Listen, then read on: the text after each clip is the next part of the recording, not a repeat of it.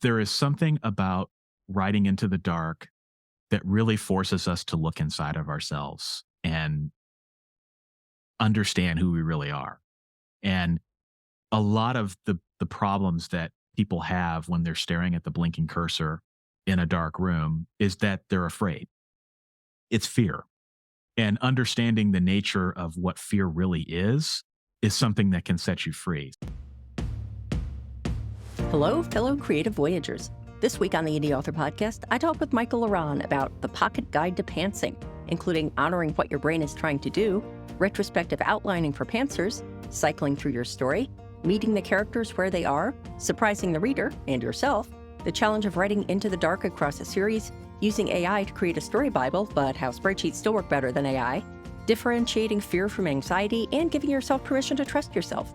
You can also listen to me talk myself into the viability of using pantsing for mysteries. And now let's hear from Michael La Ronn about the Pocket Guide to Pantsing.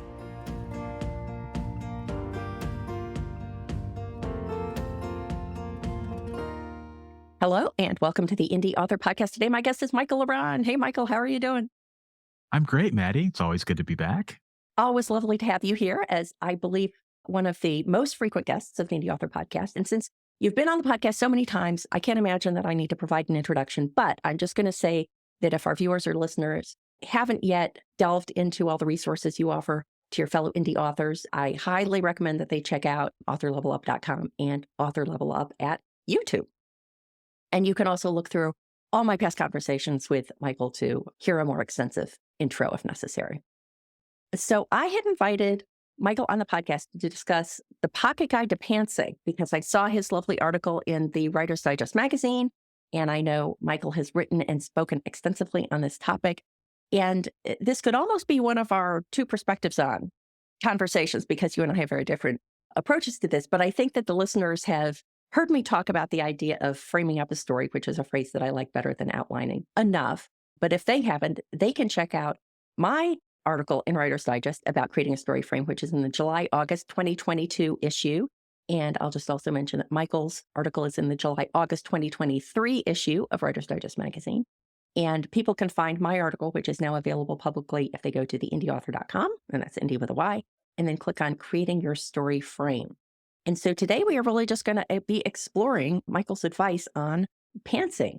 And so I know that a lot of people sort of get up in arms a little bit about the term pantsing. How come you describe that as opposed to one of the other terms that people use for the approach you're describing? I purely use pantsing as a marketing ploy. So when you say pantsing, everybody knows what you mean. And so I wrote a book called The Pocket Guide to Pantsing. It just, alliteration, it just worked. But there are some people, particularly across the pond that don't like that term because pants doesn't mean pants. It means underwear, that's true. That sort of thing. Actually think of that.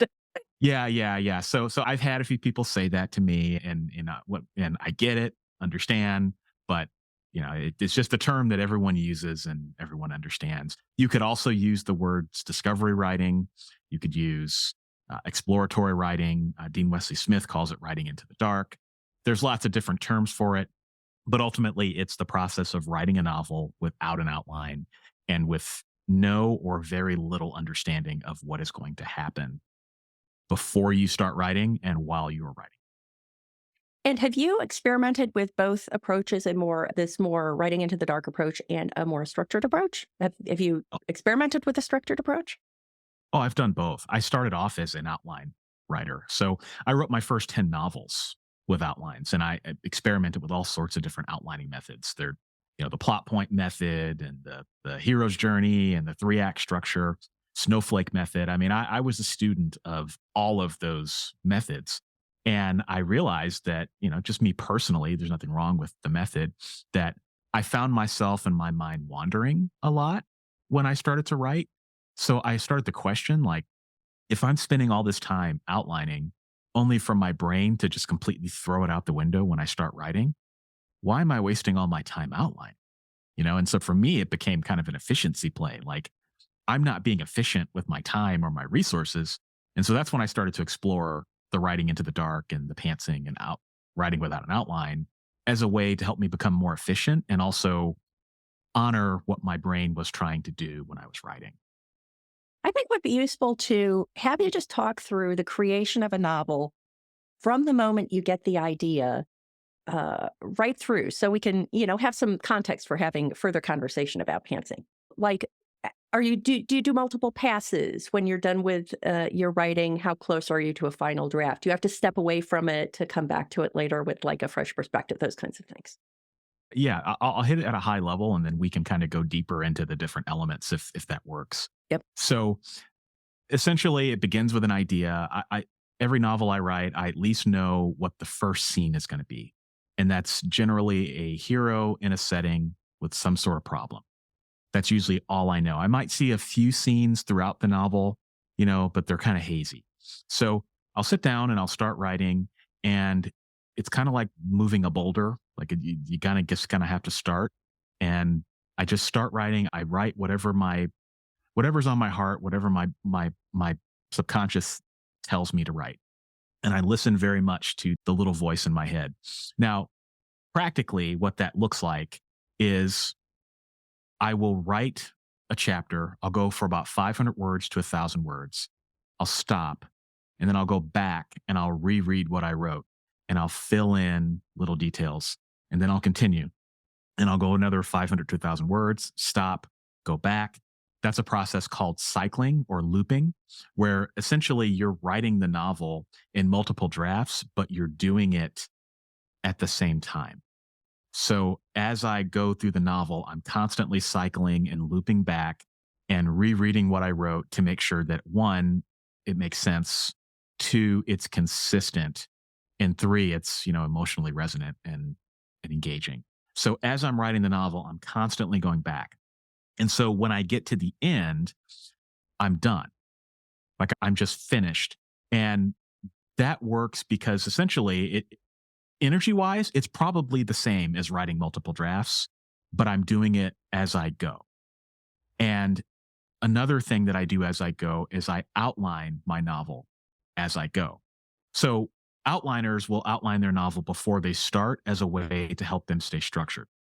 I outline my novel as I go to help me remember what has happened previously. And then when I write future books in a series, I can refer to the outline instead of having to reread the book. So my outlines are always 100% up to date. So for me, writing without an outline is about just following wherever your brain leads you. And sometimes that can take you to some crazy places, but you just simply trust the process and trust that you can get the words down, revising as you go and doing it essentially in one draft, but it's not quite one draft, and then outlining your story as you go as well.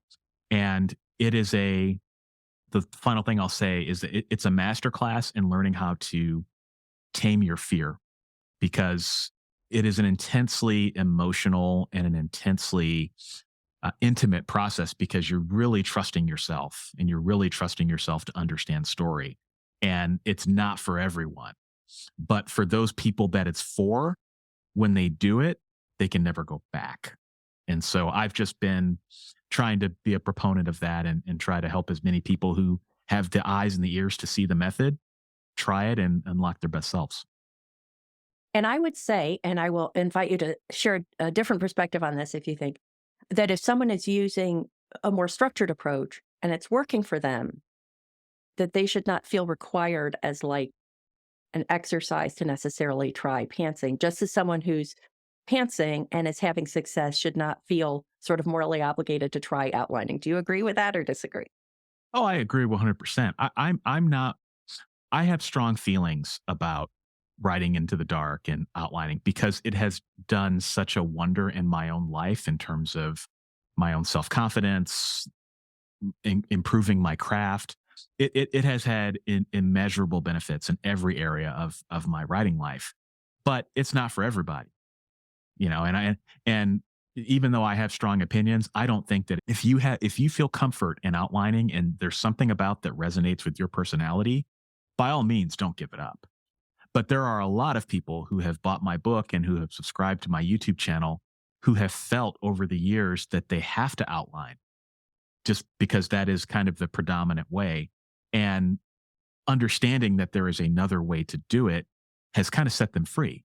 it has liberated them. It's helped them step into the truest, best versions of their writing selves. So I just want people to find the version of writing that fits them like a glove. Whether it's outlining, whether it's pantsing, it doesn't matter whether it's a hybrid. I've got a lot of people that reach out to me that do a hybrid of both. Some people switch between them, between both methods when they write novels. Doesn't matter to me. I just want to help people become practitioners if they want to pursue this method. It's interesting that of all the people I've explicitly asked about the pantsing versus plotting question on the podcast, I think all of them have been pantsers. I'm thinking specifically of Hank Philippi Ryan, Robert Dugoni, I think. Those are the only two that are popping into my head. But I just remember because, and many of them are like in the suspense, thriller, mystery kind of genre. And it always surprises me when someone who's writing mystery doesn't have at least an inkling of who the bad guy is when they start. Now, not that I might not change, but that they have an idea. But I did want to circle back to the cycling to make sure I understand that. So if you write a 1,000-word chapter, let's say, and then the next day, you're reading through the 1,000-word chapter and then you're writing the second 1,000-word chapter. I'm making up the numbers, so the numbers aren't important. And then the third day, you're reading through the first two. Am I understanding that correctly? Well, it's just taken in chunks. So you write Mm. chapter one, right? So at the end of chapter one, you go back and you reread what you wrote and you make simple edits here and there, or you might change some things more substantially.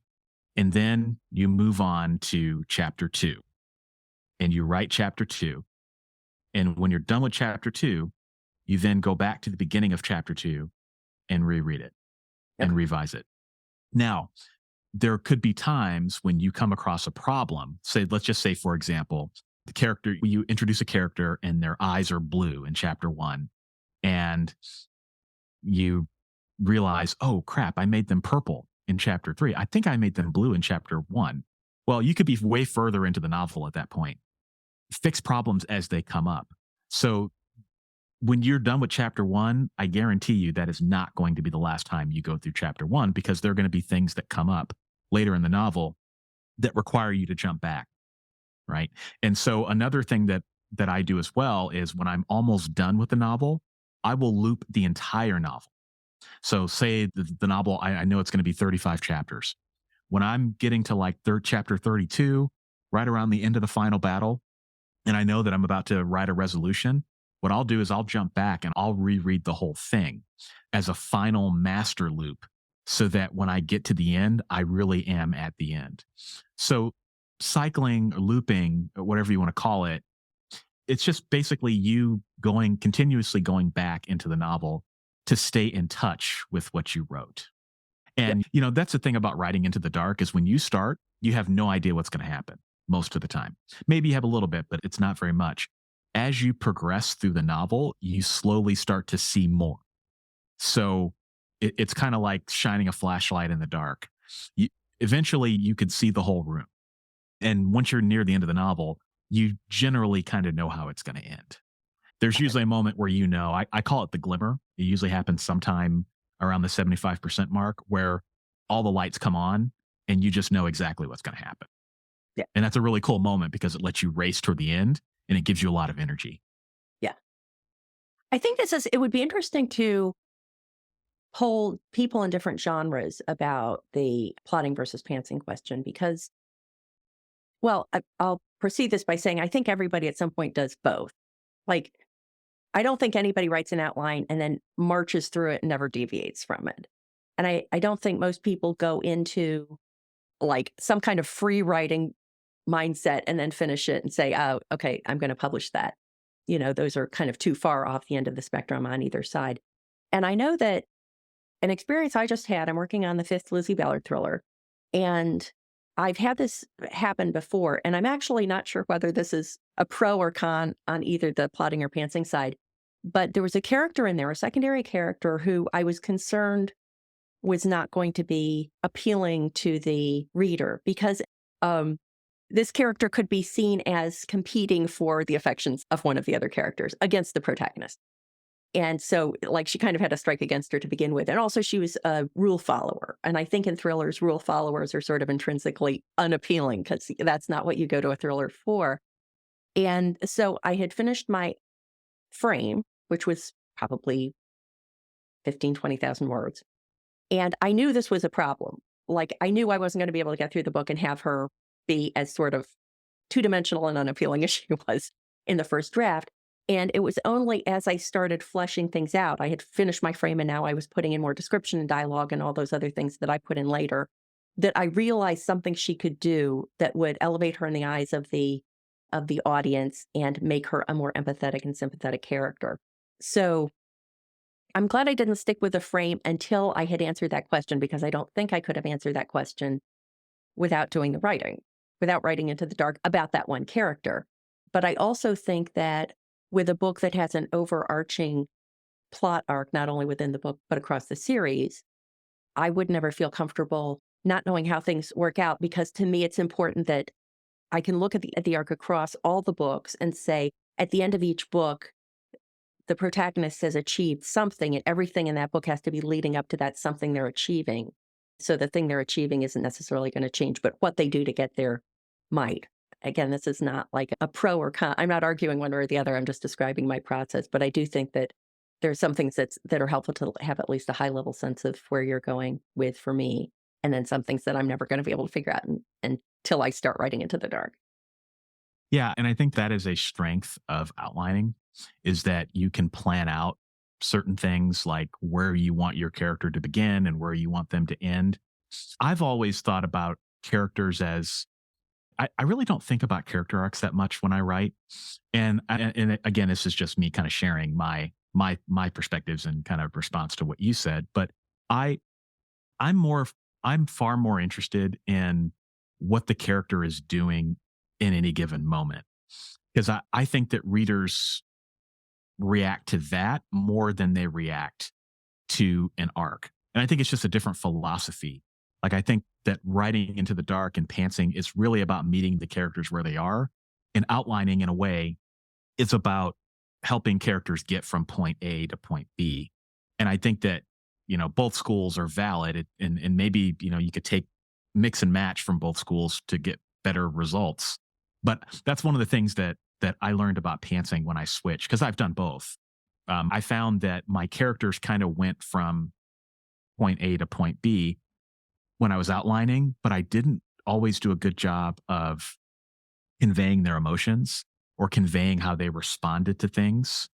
And when I started writing without an outline, I felt like I got much better at getting into the character's head, because it was me in the moment meeting the character where they are. And I think that worked really well. Now, there are some downsides to that, because, you don't have an arc necessarily, or an arc that happens, it just kind of happens. Mhm. It's not really planned out. But yeah, that's all I have to say about that. I think it's an interesting philosophy, and I don't know that there's a right or wrong way. It's just kind of what works for you. Yeah, well, I think if people are listening to our conversation and they're resonating with one or the other more, then that's a hint that maybe that's just how their mind works. Yeah. You did mention like the genres. I think it would be interesting. I think it's a lot harder to write into the dark with historical fiction, Yeah. or like more like hard science. I think that would be hard to write hard science fiction and things like Yeah. that require more research and things like that. I think those are the genres that would be a lot harder to write into the dark. Mhm. But yeah, I mean, there's really very few genres where it couldn't work for you. Yeah. I think one thing that is a nuance of mystery that makes multiple passes, well, at least the second pass important, is that especially if you're writing into the dark to explore who the bad guy is, I can't imagine but people do this. I mean, I've interviewed some of them, some very, very successful mystery authors who claim they don't go back, but I can't imagine how they could not do it, because when I'm writing a mystery, then I go back once I've confirmed that the person I thought did it really did it. And that hasn't always been the case. Like, I have had one book where the bad guy turned out to be somebody different than I thought it was going to be. Then I have to go back and I have to plant those clues for the reader that point them at least equally to the bad guy. Like, I have a theory about mystery that if you implicate everyone except the person who did it, then astute readers will know who did it, because they'll just say, well, they haven't planted any clues about this person, so that must be the person, surprise, who did it. I think you have to implicate everybody equally, so everybody is like equally likely to be the bad guy. And I think, I mean, I suppose on that theory, you just make sure you're planting clues equally, and then you decide which switch you're going to hit at the end. Maybe that's how they're going about that. Well, that's another core tenet of the writing without an outline philosophy. Dean Wesley Smith talks about this a lot, that if you don't know what's going to happen in your story, then the reader is not going to know what happens in your story. And because if you're entertaining yourself, that is going to be more entertaining and engaging to the readers. And I think what you said is right, that there is some level of misdirection that you have to do when you're writing mystery in particular, about who killed someone. And there's lots of different tricks that you can use to do that without necessarily knowing who did it. I mean, I don't know whether David Baldacci is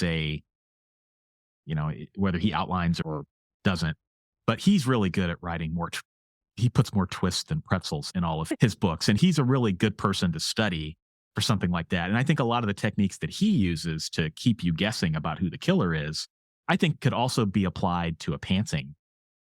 So, it doesn't surprise me that there are mystery writers out there that can do it.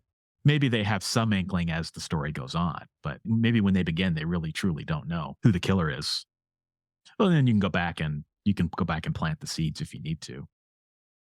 Well, I sort of talked myself out of that because if I'm following my theory, which I still believe is true, that you have to implicate everybody equally, then you're implicating everybody equally, and you don't really need to know until the end True. which one of those trails of implications is the true one and which ones are the false ones.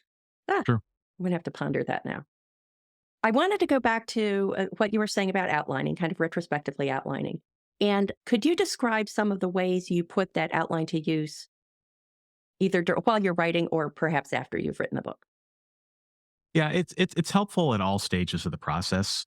It's helpful when I'm writing because it helps me concretize my thoughts. So you're never going to remember your novel as much as when you're writing it, right? I mean, if you're writing in the moment, you're going to know intimately all of the details of that particular chapter, and you're going to remember what the setting looks like. You're going to remember what the character was wearing, how they're feeling, all of that. And the further away you get from that moment when you're writing the chapter, the harder it becomes to remember. So I kind of think of it as an insurance policy. Like I'm writing all this stuff down. Like I write in my outline, I write down what happens in the chapter at a very high level. I write down uh, descriptions that I've used for the setting. I also write down any particular descriptions that I've used, and then any other details that I might need to remember later, like a particular artifact or a particular description that the character uses or narrative, whatever, right? And then I do that at the end of every chapter.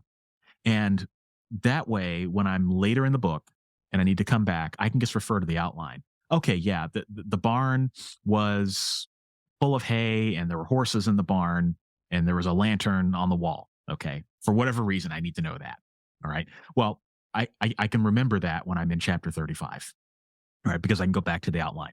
Now, what's more important, though, is if you're writing a series. So it's amazing how much you forget from book to book. I continue to be astounded by how much I forget, even when I write books back to back. Like I'll finish a novel and then I'll jump into the next novel, and then I have a character doing something completely different. Wait a minute. No, that's not right. He doesn't look like that, or blah, blah, blah. And it's really easy to do. And, imagine with more time passes between your books, how much of a problem this becomes. So to me, the outline is really an insurance policy for when you're writing future books, because it's just not helpful or efficient to have to go back and reread your entire novels every time you need to remember something. So it becomes a story Bible in a Yeah. way.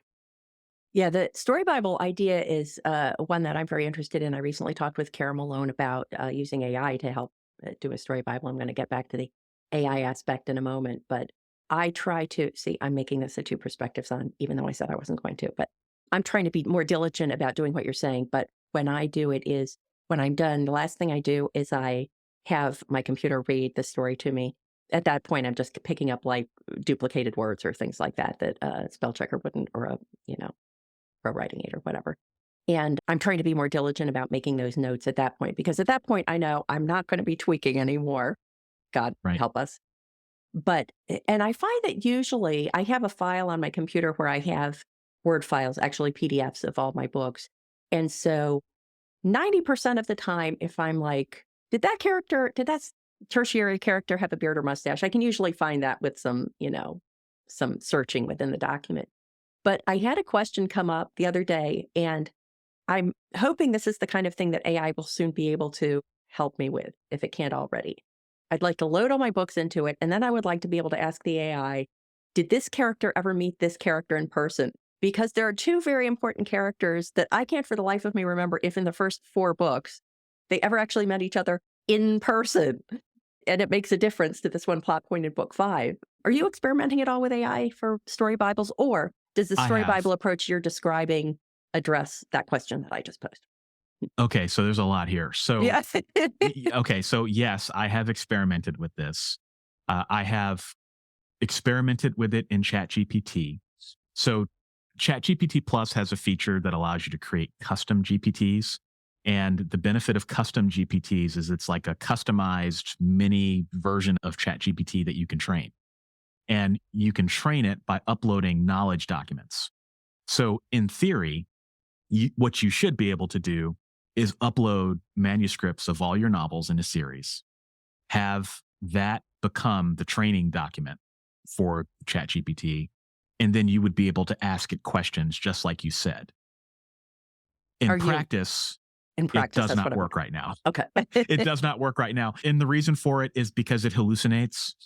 It also has some difficulty ingesting lots of text.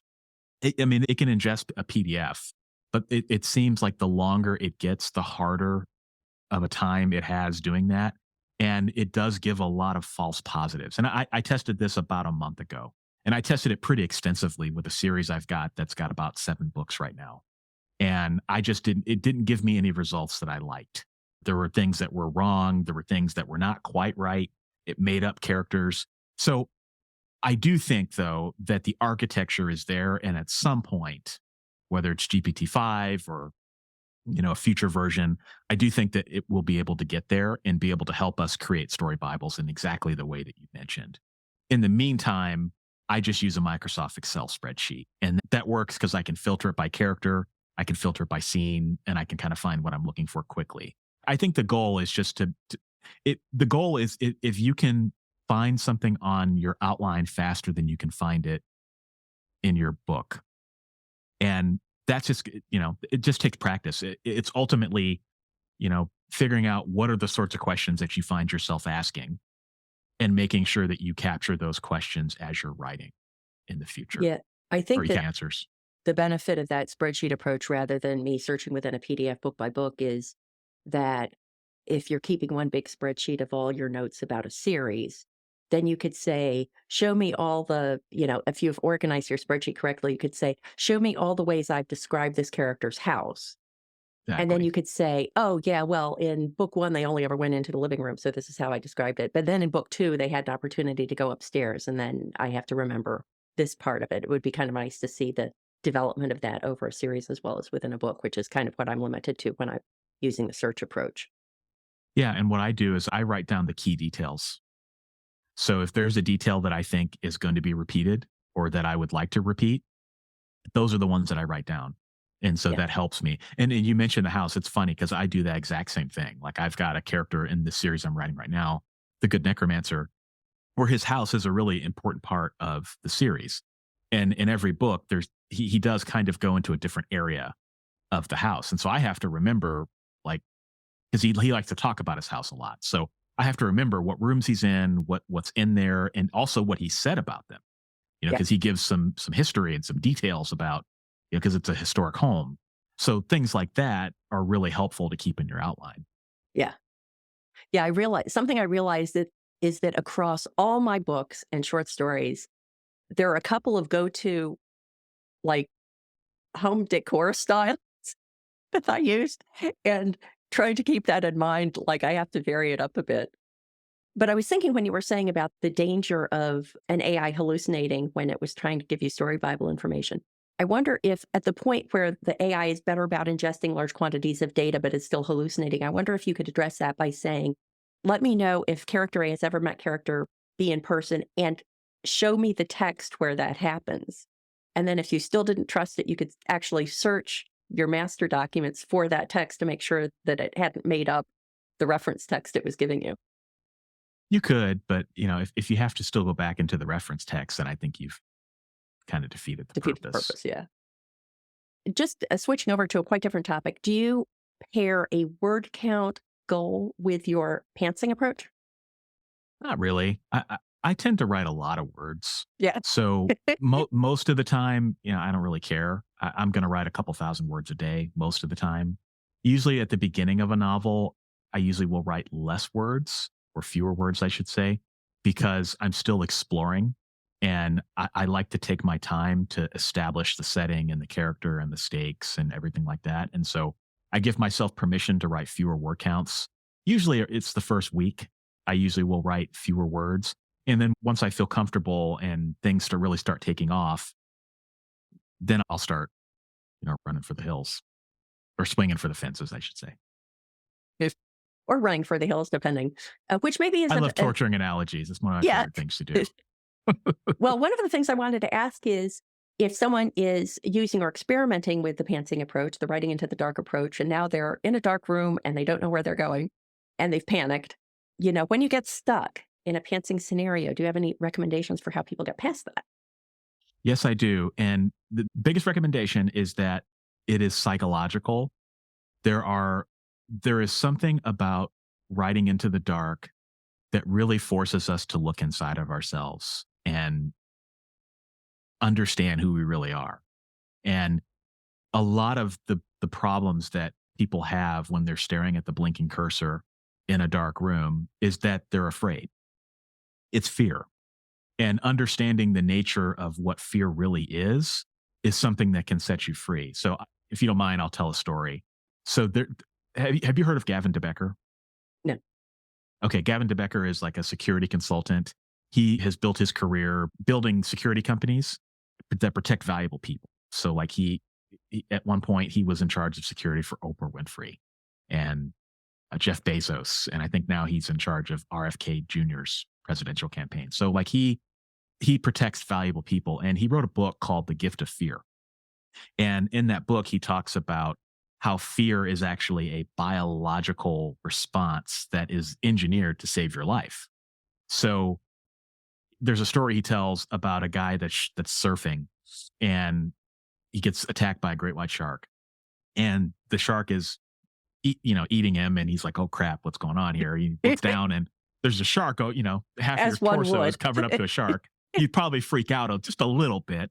And so he starts fighting the shark, and he reaches in, and they tell you to blind the shark, jam your thumbs in the shark's eyes. And he does that, and the shark lets him go, but the guy doesn't let go of the shark. So the shark starts swimming down into the bottom of the ocean, and he's holding on to the shark. I mean, why would you do that, right? And he gets to the bottom of the ocean or the floor or whatever, and something tells him to let go of the shark, and he swims up and lives to tell about it. That is an example he gives of fear. Fear makes you do things that you would not normally do as a way to save your life. Now, there's also anxiety, and it presents in much the same way. When you're staring at the blinking cursor, your blood rate's going to go up, your blood pressure's going to go up a little bit, your pupils are going to dilate, you're going to have shallow breathing, but you're not in any danger of being eaten, And so fear and anxiety may seem like the same thing, but they are not the same thing.